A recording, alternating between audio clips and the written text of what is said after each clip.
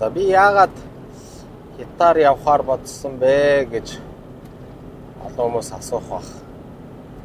Сонирхож байгаа бах. Тэгээд яг ер нь бол өмнө бол ийш тийшээ зөндөөл явж исэн. Ерөнхийдөө бол өөрөө ч үрээд ч юм уу юм боломж олдоод ерөнхийдөө ийш тийшээ яваад гадшаа дотшоо юм үзээ сонирхоод юм аялах дуртай хобби магийн юм уу да. Яагаад хятад явах болсон бэ гэвэл одоо бид нар өмнө бол зөндөөл Бээжин, Шанхай, Гуанчжоу явж исэн баг. Хвчлэн 8 ажиллаарч гэх юм уу тэгээд явжсан. Яг ингэж нэг хөршөө яаж амьдрдığım бэ? Ер нь соёлыг бас сонирхоод Ярэн буу одоо манай хөршөө бол олон жил бидний хажууд амьдарч байгаа улсууд. Тэгэхээр ерөнхийдөө нэг сайн яваад үзье гэж бодсон. Тэгээд яг манай монголчуудад бол одоо үйл Тайланд тэгээд одоо зүүн өмнөд Азиуд маш их явж байгаа бах. Машинаараа ер нь ойрхон гэдэг сайн аялаад яваад үзье. Хятад улсаар сонирхолтой агуу их түүхтэй том улс. Тэгээд манай Монголд бол мэдээж хүйтэн өмнө бол одоо би 2 удаа Монголоос гараад бас машинтайгаа олон жилийн өмнө л та циклорч бас зөндөө явжсан. Европ руу явж исэн. Тэгээ Оросоор ингээд за Европ гэхээр хүйтэн тэгэл нэг тийм сонирхолтой биш. Оросыг бол ерөнхийдөө яваад их явж үзсэн. Тэгээ ер нь өөр одоо хаашаагаа явж болохоор гэж бодоод за Оросоор явж байгаад Солонгос руу ачуулаад бас явж болох юм байна. Гэтэ тэгээд Солонгос жижигхэн, Япон жижигхэн ерөөсөө хятадаар явъя гэж бодоод Оросд руу урагшаа ингээд дулаарч байгаа. Тэгээд нэг сонирхолтой юм одоо ингээд явцын дунд бол байгаль яаж өөрчлөгдөж байгаа харах бас гоё байна. Дээрээс нь цаг агаар одоо өөрчлөгдөж байгаа нь өдөр ирсэн дулаараа чигтэй болоод ургамал ургаж эхлээл нөөрч эхлээл. Тэр нь бол сонирхолтой байна. За өмнө явж исэн аяллаас одоо сонирхолтой ингээд машинаар явж исэн үе юу гэх юм бол нэг бараг 10 онд баха 2010 үед ч одоо бараг 15 жилийн өмнө манай хүүхдүүд жижиг жоохон байсан. Нэг нь 4 настай, нэг нь 5 настай. Тэгээд нэг өвөл ерөөсөө нэг явъя гээд намар юм байна. Тэгээд бүр дээр үеийн Volkswagen аваад найзтайгаа манай найз бициклээрээ солиод манай талыгаач найз. Тэгээ бид хоёр нэг Yamaha мотоциклаар 8 хийгээд тэгээ нөгөөх нь гараа явдаг байхгүй. Дөрөв дугуйн солиод ерөөсөө. За нэг визийг авсан байсан Европын албаны. Тэгэл дөнгөж Улаанбаатараас гараад тийм холын зам дээрээс явж үзээг бас л нэг хурдан шийдвэр гаргаад тэгэл Улаанбаатараас гараа явсан чинь уг нь 5 араатай байсан. Өрөөлн гидер тэр одоо 80 бараг жил 3 оны юм шиг байсан баха. Volkswagen LT 28 биш. Тэгэл 5 дугаар араанд нь хийсэн чинь ерөөс 80-аас дээшээ гардаг. 100 чүү ачаа өрч. Мотор нь баг дэлбэрч байгаа юм шиг тийм дөө. Тэгэл за одоо юу хийчихвэл гэж бодсон. Тэгээд Оросоор гараад Москва ороод, Питер ороод, тэдээс Финляндаар ороод, Норвег ороод. Тэгэл ерөнхийдөө бол Төв Европоор бол 3 дахин баруун насны зүүн тийш дэгжиж үзэх юм байл л Европыг бол бүгд болохоор тийм нэг сонирхолтой байгаагүй. Ерөөсөө том хотоос нэг хот руу яг л адилхан нэг шинэ жилийн нэг юм талбайтай тэдэ худалдаа 8 байдаг. Тэгж явсаар гоод Англи орсон. Тэгээ Англид үлдээчээд машина цаашаа Америк яваад Америкт бас нэг сар гаруй бас газар машинаар явж байгаа. Тэгээд ирж ирсэн. Тэгээ ирээд Англиас машина аваад буцаад Итали, Франц, Итали, Швейцараар дайраад Италиас Грек руу машина ачуулаад тэгээд Грекээс Турк ороод Туркд тэгээ уг нь буцаж явж байгаа санаатай. Тэгсэн чинь Туркд манай хүү 4 настай баг нь халтарч унаад нуруулаа юм гандган дээр цахаад энэ нэг унжаад тэгэл яаралтай эмнэлэгт очиад энэ хоёулаа заа зөрөөсөө 6 сар дээр машинтай явсан. Өчнөө л үзсэн. Бараг 30-аад мянган км явсан байсан. Тэгээд ерөнхийдөө бол за одоо болсон гэж байгаа багстай гэж бодоод Нөгөө машинаа гэсэн чинь Туркд үлдээхээр үлдээж болдгоо. Тэгээд хууль дүрмээр бол 20 юм шиг үлээ. Тэгээд тэрийг судлаад Грек руу дөнгөж гаргаад олон удаагийн Европын визтэй байсан. Грек руу гараад эхний тосгон руу ороод нэг хүн явж ийн. Тэгээ уулзсан чинь сайн ярихгүй байсан. Манай авгаа Орос гэж Оросоор явдаг. Тэгээд авгаатар уцаар гэл. За би ингээ машина үлдээч болох уу? 6 сарын дараа ирж магадгүй, ирэхгүй ч гэж магадгүй. Хэрвээ ирэх юм бол би хадасных ч мөнгө төлье. Ирэхгүй гэх юм бол юу яа над машина аваарай гэдэг. Тэгээд би бас ч очоогүй шүү дээ ерөөсөө. Тэр яг хөө тэгээд 6 сар амьдэрсэн дээврийн машин байсан, мотоциклын хүн байсан. Гэтэ хүүхдүүдэд бол тэр бол маш сонирхолтой, дурсамжтай тим аялал болсон. Цасан шуурах, тэгээд цас бороо, хүйтэн өдрөл явсан.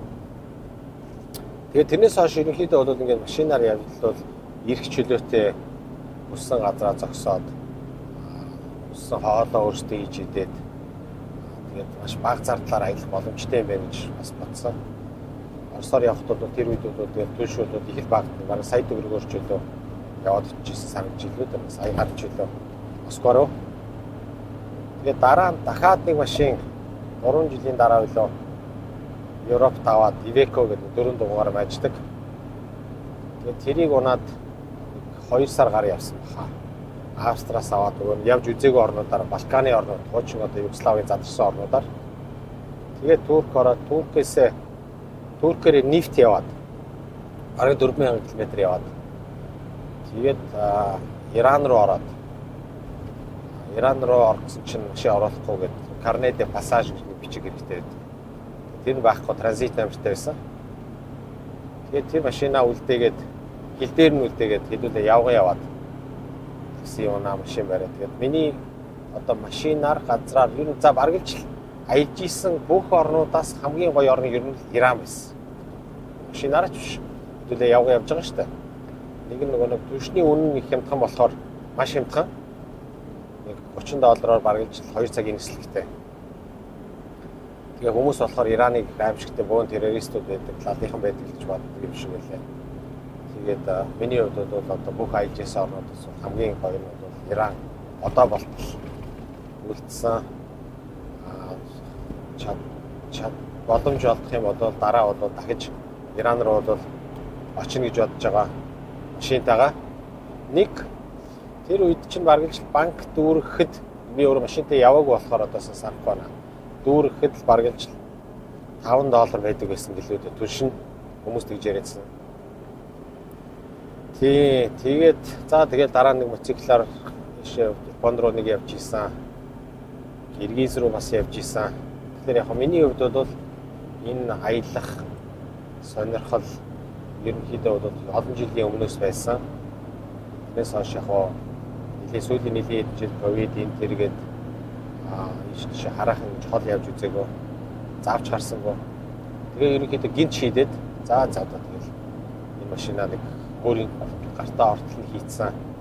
Тэгээ дээрээс нь бас автомат загвар гараад ирсэн юм чинь ер нь дараа автоматыг аваад унаа бас арай хот дотор бас их цагаа өнгөрөх юм чинь ихтер хөөгч гэсэндээ бас унаа явчих юм автомат гэрт амар гэж одоо хүн нэг л амьдрах юм чи одоо миний хувьд бол дурсамж дүүрэн амьдрах сонирхол байдаг. Тэрний юу гэхээр бол машинаараа ингээд дэлхийд өрөөд аялах. Тэгээд нэг аяллаар бол мэдээж 3-4 жилээр ингээд өргөжлүүлээд явхад бол хэцүү аргэр тэгээд мөнгө төгрөг эдийн засаг цаг хугацаа болохгүй болохоор ерөнхийдөө бол машинаар ингээд шатар нүгэд орчдөг шиг тэгээд орхиод энэ машинаараа бас ерөнхийдөө дэлхийд тойрох санаа байна. Одоо тэгээд зам харгуй юу болох нь вэ? Ямар адал явдалтай учрах нь вэ? Тэгээд зөөрөд гарсан.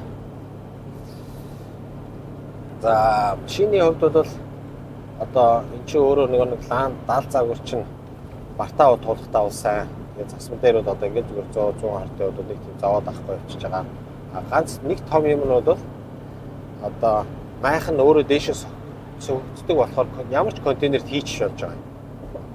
Бүр том нэг аялын машин байх юм бол чинь задгаагаар ачих юм бол далайн тээвэр гэсэн үг шүү дээ. Мөнгө нь айгүйх болно. Задгаа тээвэр. Тэгээд миний сонсож байгаас Африк, Латин Америк дээр очих юм бол задгаагаар нь ачуулчих юм бол хамгийн минь тончдог гадналын гэрэл эдэр бүх юмнуудыг тайлаад авсан байдаг. Хэн авсан мэддэхгүй. Тэгэхээр яг нөгөө нэг дотгошоо контейнерт хийчихэж байгаа хэмжээтэй болохоор амар. Дээрээс нь одоо ийм уртын аялалд хот руу ороод парклах боломжтой. Одоо ингээ харахад бол яг жип шиг л хэлбэртэй юм чинь. Европ руу бол одоо тийм аяллаа машинтай төв рүү орох мах нь бол 20-тэй байдаг зарим газруудаар. Тэгээд одоо гүүр, түнэл эдэр л байх юм бол өндрийн хязгаар гэж нэг аюултай юм байгаа. Тэгэхээр тэр бас аюу том давуу тал одоо төв том суурин хот руу орох юм бол хэмжээ нь одоо бас боломжийн хэмжээтэй. Тэгээд ерөнхийдөө бол миний яагаад энэ машиныг сонгосон бэ гэдэг бол нэг тиймэрхүү одоо үүсэлтэй. Өмнө нь бол мэдээж өмнөх аяллуудаар хүн туршлагаж яад одоо юу хэрэгтэй юм бэ? Ингээ аялахад ер нь юу чухал вэ, юу чухал биш вэ гэдэг ерөнхийдөө бол бас гадралдаг болсон. Дээрээс нь манай Монголд бол одоо зам муутай алс хязгаардмал газрууд их. Тийм учраас одоо нэг өөрөө бас нэг машин аюу болчихоо нэг шааргаас соличин, наглаадаа соличин, үйлчлэгээ өөрөө ч гэсэн нэг хийх чадвартай биднийг болгочлаа шүү дээ үндсэндээ бол. Тийм болохоор одоо яг иймэрхүү суурин одоо өндөр хөгжилтэй орнууд бол одоо 1 литр маслж авч явахгүй байна. Яагаад гэвэл одоо хаанаас ч масл алдах юм чинь. Гастрэ зөв зохиол гэдэг чинь гэж байхгүй. Дугууны бол дугуй магадгүй гэж одоо авсан. Тэгээд л одоо энэ аяллаар ойролцоогоор нэг 6000-7000 км орчим явах удаа гэж бодож байна яг. Гэрээс гарахад бол яг Сингапур гэсэн нэг төлөвлөгөө байгаагүй замдаа одоо явж байхдаа бол нэг гэсэн одоо тэртээ тэргүүлсэн гаруй ойртох юм чи одоо газраар явж хурж болох газар уушаага бол манай Монголоос ороод үзүүл бас яасан юм байна гэж бодсон. Өмнө очиж байгаа хүүхдэд төсөөлөл байна. Том бодлого авах. Тэрнээс удаа би бол бас жоохон зайлсхийдэх өдөө гадаа явах дуртай. Тэгээ юм болохоор за ямар ч гэсэн нэг тийш Тайланд ороодох юм бол Сингапур ороод үзчихье гэж бодсон. За нэг тиймэрхүү миний одоо аяллаа хоббиний талаар бол нэг иймэрхүү одоо урт замаар ингэ явж байгаа заримдаа юм ярмаар санагддаг. Өөрийнхөө үзэл бодлоо туршлага бас хуваалцмаар санагддаг.